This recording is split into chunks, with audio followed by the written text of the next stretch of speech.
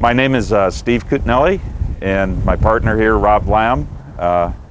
We're teamed up for 50K's OK project, and that's the beast right here next to me, M class to an N class.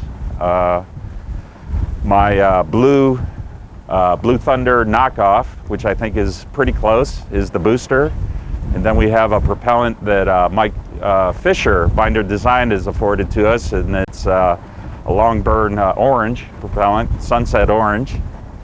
So combined, it sims at 63, but of course we're going to be real happy at 50K. So this is the booster. All right.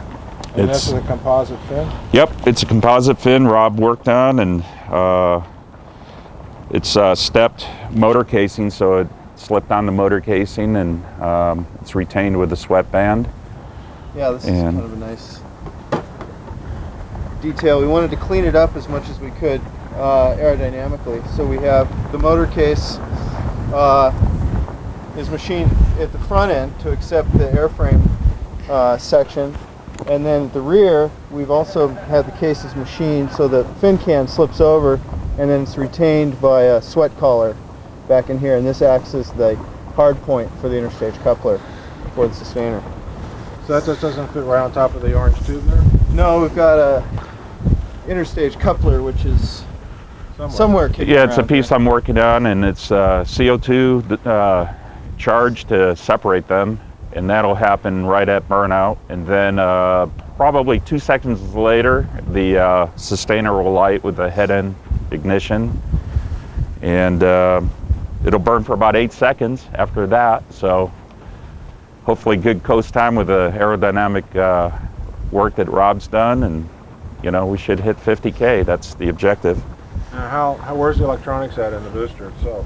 It's at the interstage coupler. Okay. So the main is at apogee, main parachute deployment. So then the interstage coupler will blow out and pull the chute out with it. Is what Yes. you're basically saying, Yeah. right? Mm-hmm. And then what are you using for electronics? GWiz MC.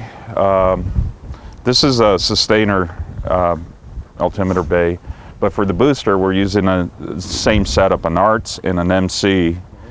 And for the sustainer light up, we're using timers because we just didn't have our act together to flight proof some new electronics that we had slated for this. So everything here is flight proven for multiple seasons, so we're pretty confident on the reliability aspect. Right. Yeah. So the sustainer electronics panel. Steve, show them your starter grain. The butt end of that. Oh, okay. That right there is the starter grain. It's augmented with some copper thermite, and yeah, it's going to work. That goes where? That goes So this is forward bulkhead for the sustainer motor. Okay, so it goes in there. Yeah. And then airframe section fits on that. Right. So this is the whole sustainer vehicle then right here.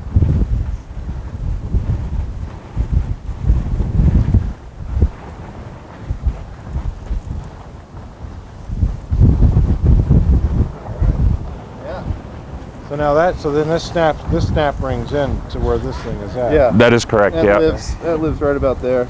Right. All right, I see what you're doing. Yeah. Now what's this orange made out of? Is that a fiberglass or aluminum? It's Curtis Turner. Former rocketry. Yep. I know that guy. Yeah. Not as well as Neil does, but I know that guy. So we also used one of Curtis's nose cones that Steve went ahead and machined a nice tip for that's threaded on here, and we machined a aluminum coupler with another section of Curtis's airframe here just to give us more payload up in the front, smoke canisters, and Okay. All right. Oh, Yeah. good. That'd be a sweet ride. could be a sweet ride. Yeah, should work good. Well, thank you. Okay. 50K will be okay. Yeah.